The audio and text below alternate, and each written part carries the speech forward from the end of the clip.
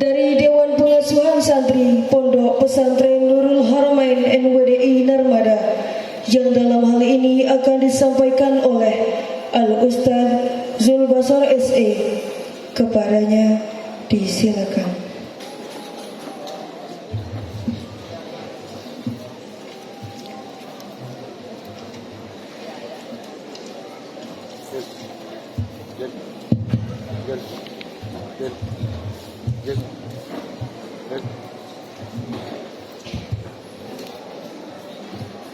Yang kami muliakan Bapak-bapak pimpinan Pondok Pesantren Nurul Haramain NWDI, yang kami muliakan Bapak-bapak ketua lembaga Pondok Pesantren Nurul Haramain NWDI,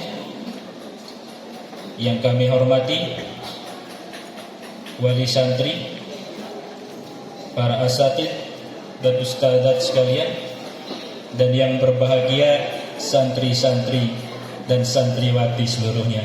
A'udzubillahi minasyaitonirrajim. Bismillahirrahmanirrahim. Bismillahi wa bihamdih. Assalamualaikum warahmatullahi wabarakatuh.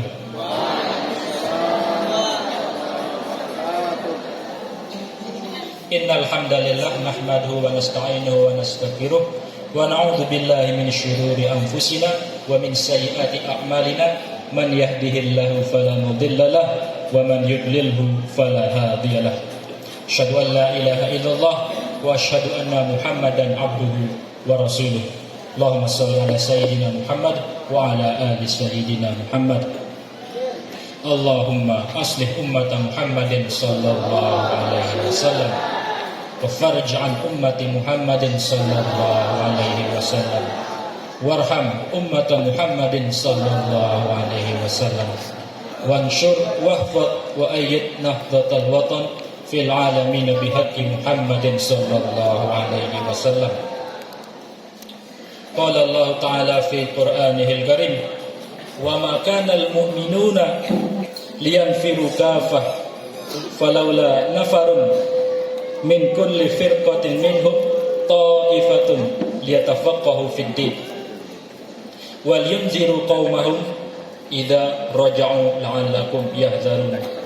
At-Taubah al-ayah as-saniyah wa 20, yang artinya, jadi tidak semestinya seluruh orang-orang beriman itu keluar kampung semuanya untuk berjihad semuanya. Tidak mesti. Tapi harus ada sebagian dari mereka, beberapa dari mereka yang keluar liyatafaqahu fid din, untuk tafaqquh fid din, untuk memperdalam ilmu, memperdalam agama. Wal yunziru qaumahum idza raja'u, dan nanti mereka akan pulang untuk memberikan peringatan kepada masyarakat mereka. La'allakum yahzarun, supaya mereka menjadi orang yang berhati-hati, atau orang yang mendapatkan peringatan. Ini adalah syiar dari seluruh pondok pesantren yang ada di Nusantara. Jadi setidaknya dari setiap golongan, dari setiap kaum, dari setiap desa itu mengirimkan beberapa orang untuk mereka pergi menuntut ilmu. Tafaqquh fid din. Tafaqqaha yatafaqqahu, dari kata fiqhun, fikih. Fikih artinya paham. Jadi bukan sekedar paham, ini paham yang mengerjakan. Dia paham dan dia mengerjakan, untuk fikih, tafaqquh fid din. Tujuannya supaya nanti mereka kembali ke masyarakat, memberikan peringatan, memberikan pelajaran bagi masyarakatnya. Ini adalah syiar kita. Jadi anak-anak kita yang belajar di sini, ini adalah utusan-utusan dari golongan-golongan mereka, dari desa-desa mereka. Ini bukan anak-anak biasa, mereka ini adalah orang yang nanti akan kembali ke masyarakatnya, memberikan peringatan, memberikan perbaikan, mengusahakan memenuhi segala kekurangan-kekurangan yang ada di masyarakatnya. Ini bukan anak-anak biasa. Maka kita mendidiknya pun tidak boleh biasa-biasa saja. Kami dari pengasuhan santri dengan berbagai daya dan upaya kami mendidik anak-anak ini supaya mendapatkan pendidikan yang di atas rata-rata. Maka cara mendidiknya pun di atas rata-rata. Maka caranya pun juga tidak biasa. Karena cara yang tidak biasa mungkin ya banyak menimbulkan pertanyaan, kenapa harus seperti ini? Ya baik. Jadi hadirin yang berbahagia,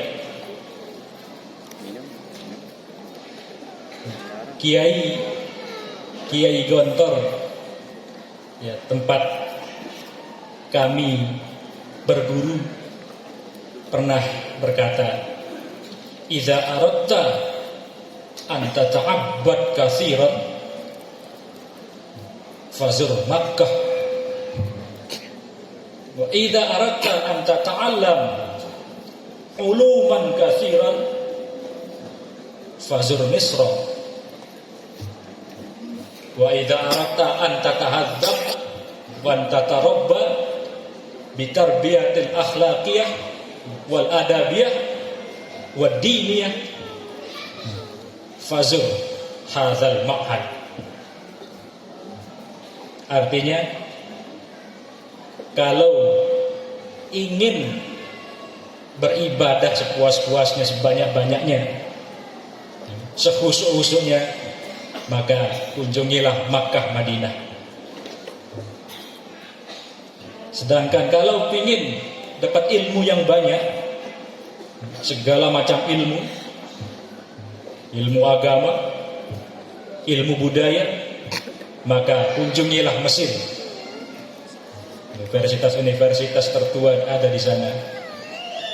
Tapi kalau ingin mendapatkan pendidikan mental, pendidikan karakter, pendidikan jiwa, supaya menjadi orang yang bermanfaat, maka kunjungilah pondok ini.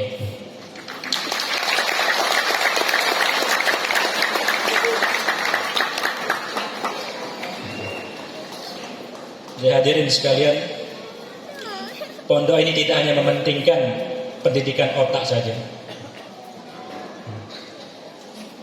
Jadi jangan sampai otaknya yang berkembang tapi jiwanya tidak berkembang.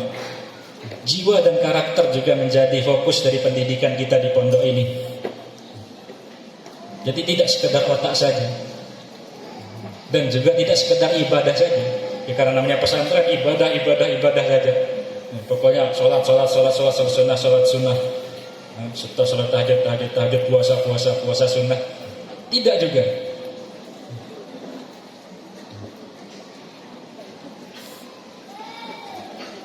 Jadi kami fokus di sini jiwa dan karakter. Tapi tentu saja yang lain tetap penting. Pendidikan, keilmuan, otak tetap penting juga. Ibadah tentu saja tetap penting. Tapi kami juga mentitik beratkan kepada jiwa dan karakter.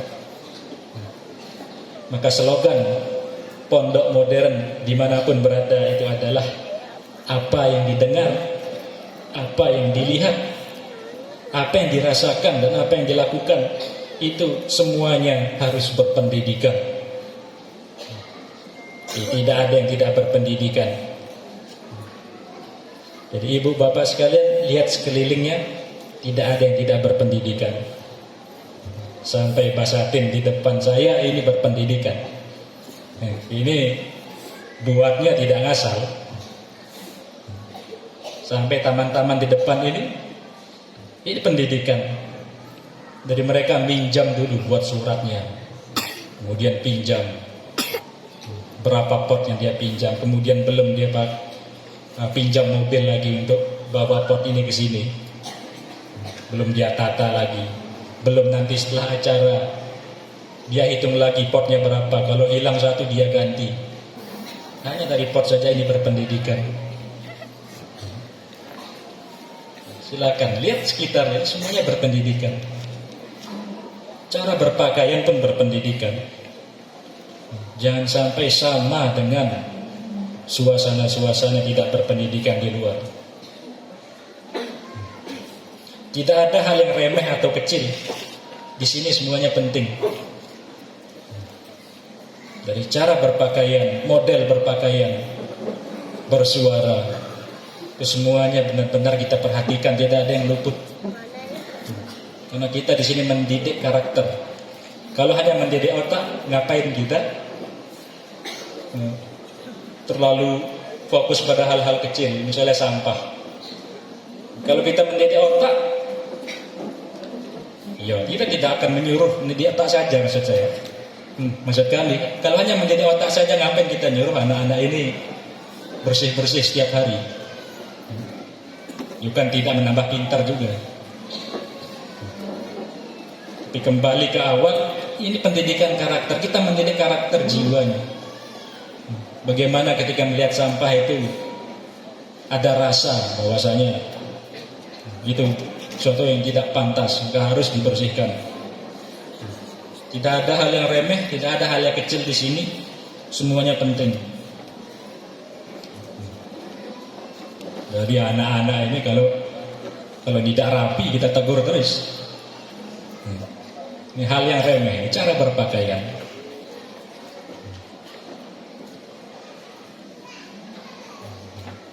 Ya sepatunya, tadi ada yang nggak pakai sepatu, kami suruh balik. Acara besar harus pakai sepatu. Pakai seragam, tidak punya seragam pinjam. Tidak bisa rapi, rapikan dirimu. Mana yang namanya Saddam itu mana kalau senam itu? Ada di belakang sana.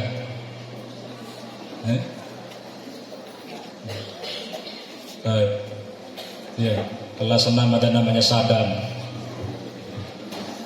Datang dari ujung Lombok di Janapria.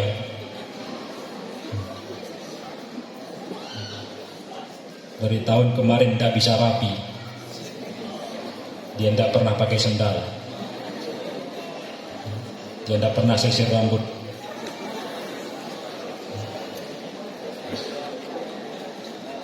Bajunya lincam terus.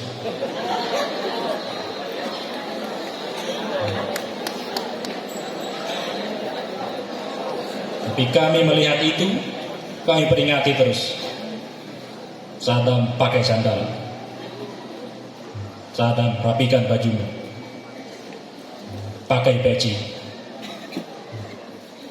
Dan alhamdulillah, kalau antum temukan Saddam sekarang, dia menjadi orang yang selalu rapi setiap waktu.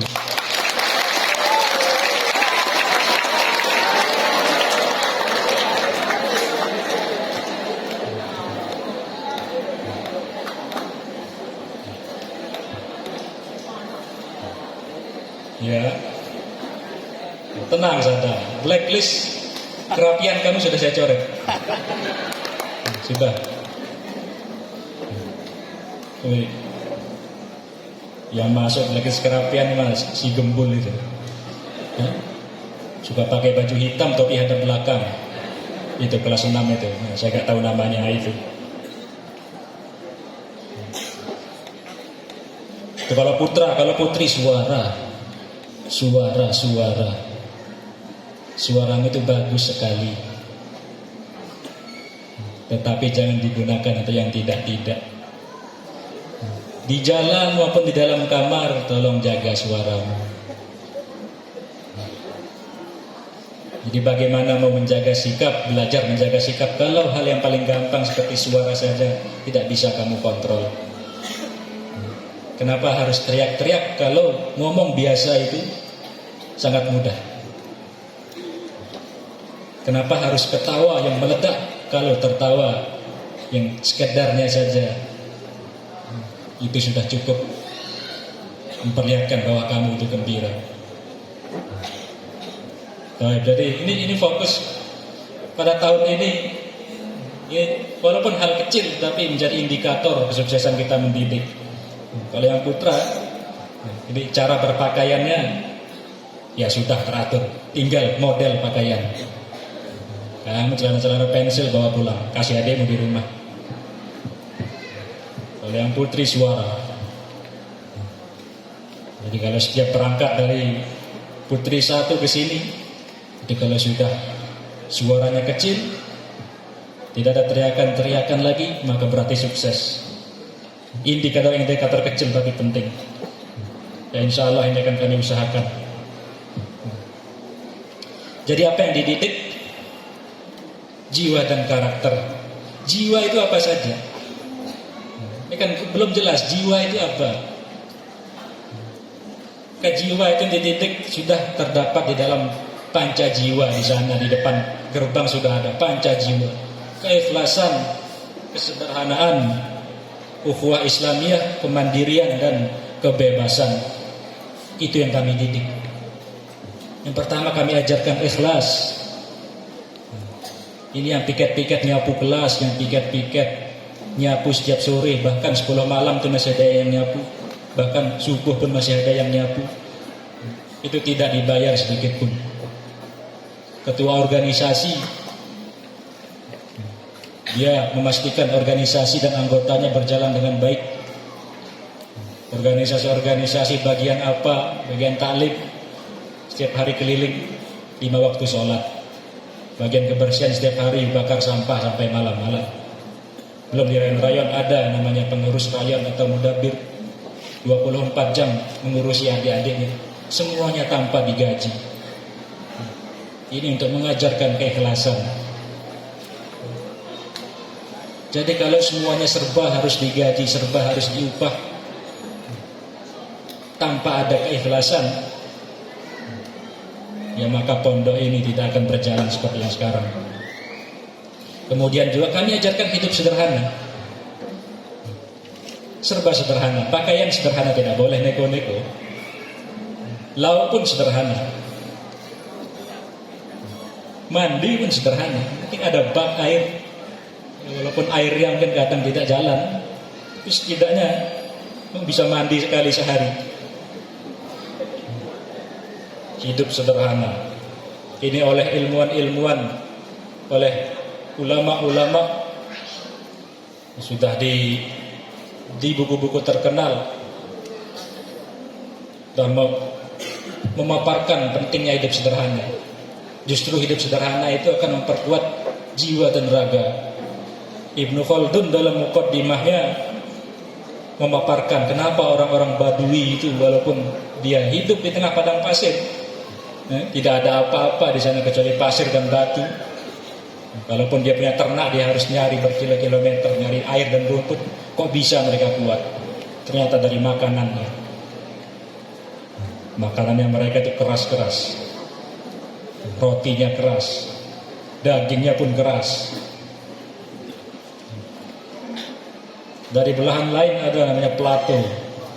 Ini filsuf dari Yunani kuno. Plato mengatakan, kalau mau tentara-tentara kita ini kuat, maka makanannya harus sederhana.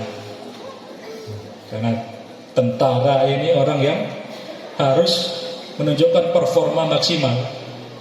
Juga ada di medan perang tentara itu oleh jenderalnya dibilangin, nanti kalau ada musuh, udah di sekedar tembak aja, kalau nggak dapat nggak usah. Dikeker aja, kalau nggak dapat kena ya nggak apa-apa, nggak ada kayak gitu. Oh ini hujan, berarti pasukan harus pulang. Nggak ada. Tentara itu performanya harus maksimal.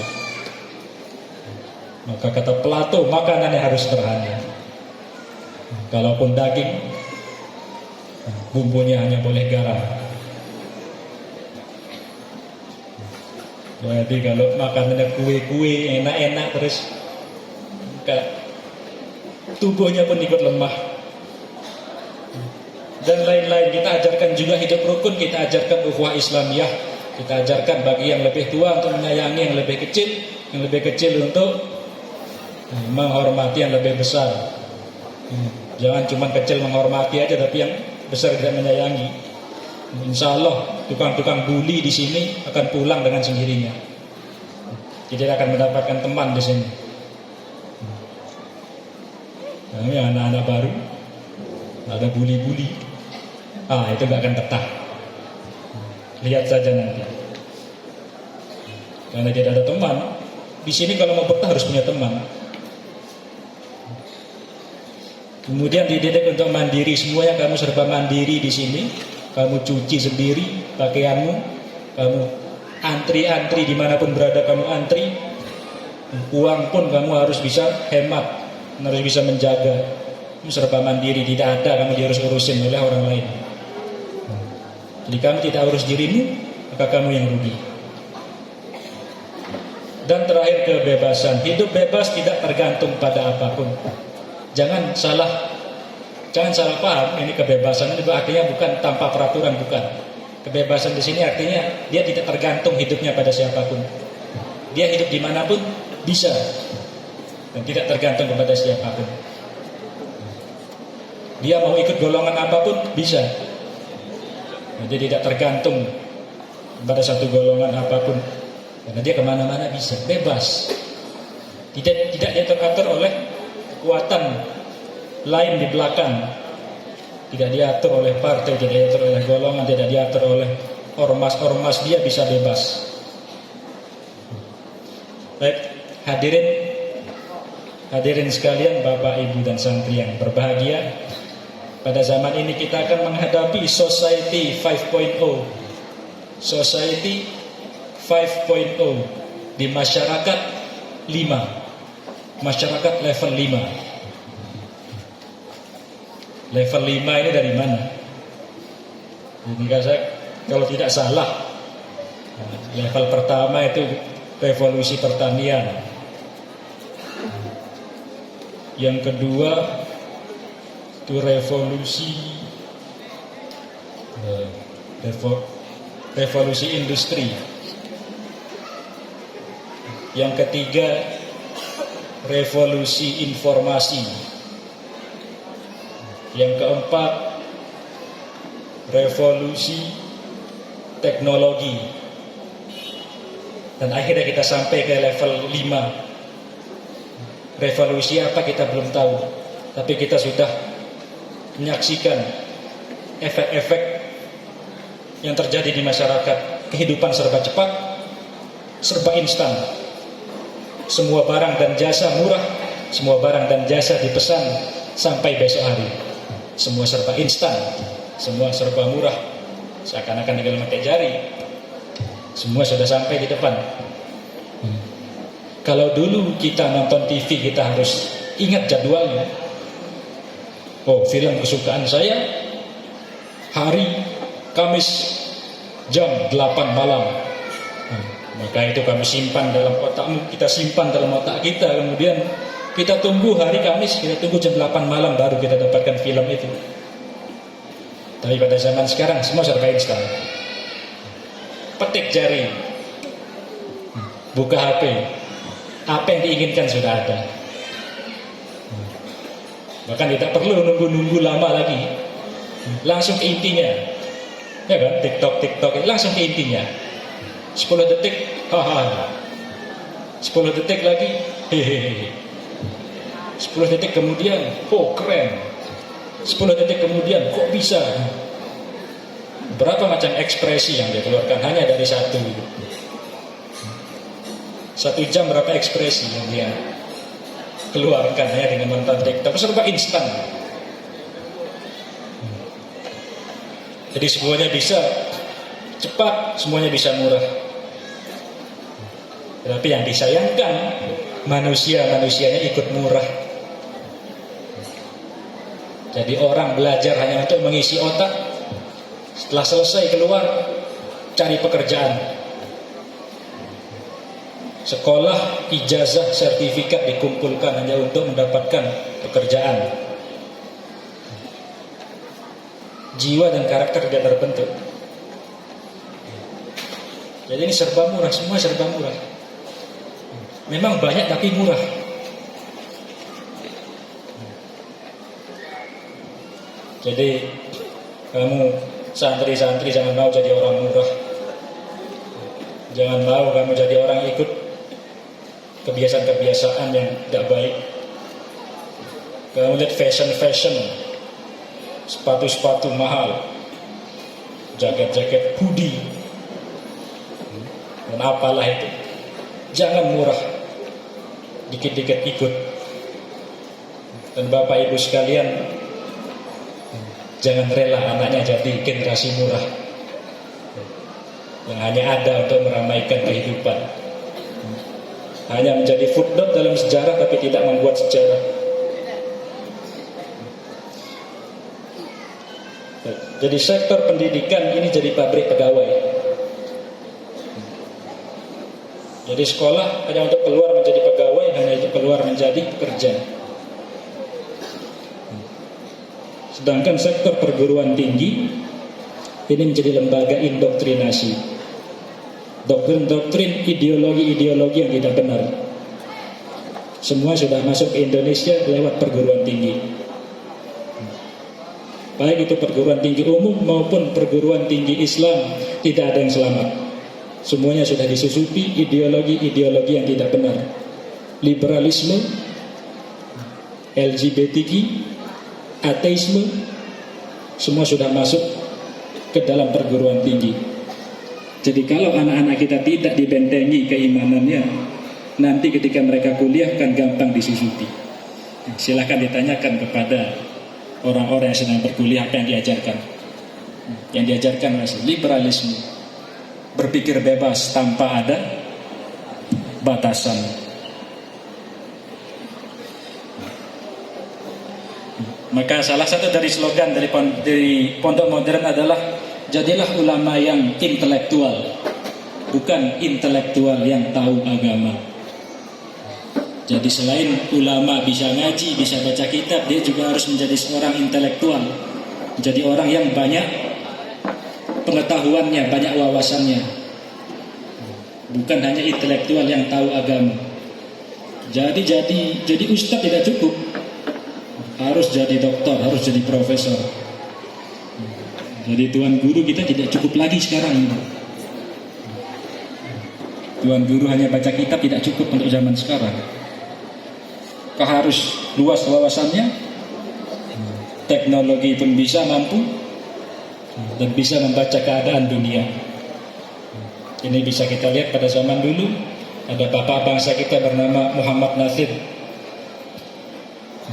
Kalau kita baca sejarah, negara Indonesia dulu pernah dipecah-pecah oleh Belanda menjadi negara Republik Indonesia Serikat, RIS.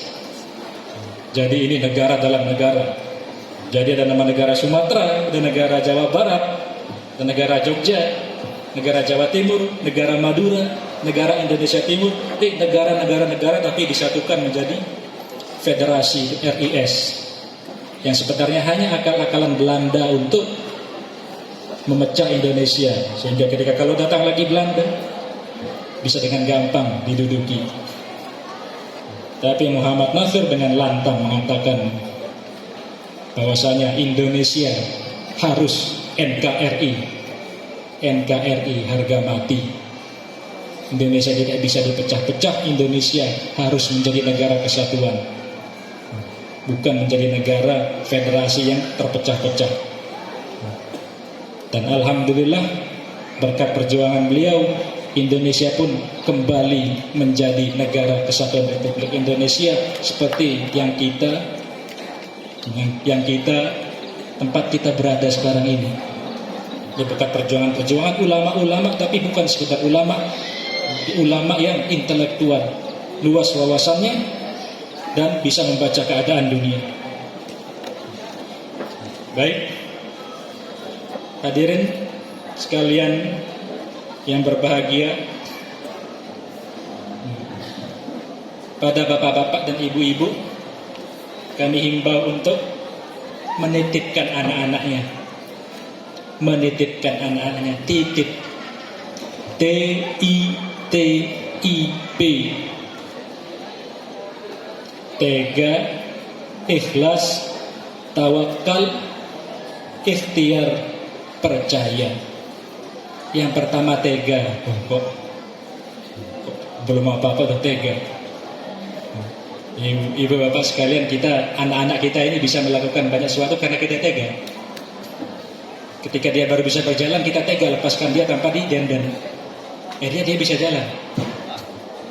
Ketika dia sudah agak besar, kita kasih dia uang, kita tega membiarkan dia jalan sendiri ke warung, hitung sendiri uangmu. Kalau ada kembalian bawa, kalau tidak cukup kembali lagi. Kita tega. Akhirnya dia bisa belanja sendiri. Ketika dia agak besar lagi, sudah sekolah, kita tega membiarkan dia jalan sendiri. Kita hanya kasih bekal. Sana, cari carry, cari engkel ke sekolahmu. Kita tega tanpa kita antar. Akhirnya dia bisa berangkat sekolah sendiri tanpa dibantu-bantu. Dan sekarang kami minta untuk tega yang lebih besar lagi, supaya anak-anak ibu dan bapak bisa mendapatkan manfaat yang lebih besar pula. Maka tolong tega kepada anaknya. Biarkan mereka itu bersedih, tidak apa-apa. Biarkan mereka itu nangis, tidak apa-apa. Itu belajar memperkuat jiwa. Insya Allah air mata yang keluar itu adalah kelemahan yang keluar dari jiwa mereka. Kemudian ikhlas, lepaskan sepenuhnya. Tidak usah dipikir-pikirkan lagi. Tidak usah dipikirkan nanti anak saya gimana. Insya Allah di sini kami jaga. Ikhlas. Ada namanya law of attraction, hukum tarik menarik. Jadi kalau kita semangat, orang semangat. Kalau kita sedih, orang sedih. Kalau kita bosan, orang bosan. Kalau kita nguap, orang nguap. Nah, kan belum ada penjelasan ini. Kenapa orang melihat orang nguap lain itu dia ikut nguap? Law of attraction, hukum ketertarikan, kebertarikan. Dan hukum kebertarikan ini paling kuat antara orang tua dengan anak. Kalau orang tua di rumah galau, khawatir, anaknya pasti ikut khawatir dan galau di sini. Tapi kalau orang tuanya di rumah ikhlas, insya Allah di sini anaknya betah. Hukum kebertarikan paling kuat antara orang tua dengan anak. Tega, ikhlas, tawakal. Tawakal itu serahkan kepada yang di atas. Nah ini tauhidnya kuat apa tidak? Percaya apa tidak sama yang di atas? Tawakalkan. Kemudian ikhtiar ada 3, dana, usaha, dan doa. Usaha ya tentu, nah, harus tetap berusaha untuk memberikan nafkah kepada anak-anaknya. Kemudian dana, ini mungkin ini agak tabu kita bicarakan masalah menyangkut duit, dana. Tapi bahkan dulu ketika ada santri, ini waktu ketika Tuan Guru Joni Mukhtar masih hidup, ada santri datang menghadap, calon santri datang menghadap ke Tuan Guru, minta anaknya masukkan ke pondok dan meminta agar tanpa bayaran karena tidak mampu. Dan apa kata Tuan Guru? Oh, tidak bisa. Iya wah sepaket, iya wah kance, ilmu kance dana, iya wah kance. Tidak bisa dipisah. Kalau mau ilmu harus ada dana. Kalau tidak punya dana, ya maka mohon maaf, ilmu pun tidak akan sampai.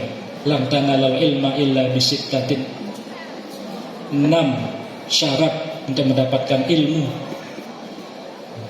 Salah satunya adalah dana.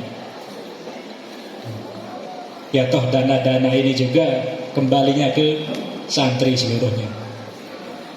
Untuk air mereka, untuk pembangunan payan-rayan mereka, pembangunan kelas-kelas mereka, toh kembali ke mereka juga. Dan terakhir ikhtiar doa. Ini penting juga doa. Jangan sampai tidak didoakan. Doa orang tua itu paling kuat. Jangan sampai tidak mendoakan anak-anaknya. Dan terakhir percaya kepada kami. Kalau sebelumnya tawakal itu percaya kepada yang di atas. Kalau sekarang percaya kepada kami, percayakan kepada kami, insya Allah enggak akan kami tidak urus anak-anak ibu dan bapak ini, insya Allah kami akan tetap amanah. Jadi TITIP titik, tega, ikhlas, tawakal, ikhtiar, dan percaya. Dan terakhir,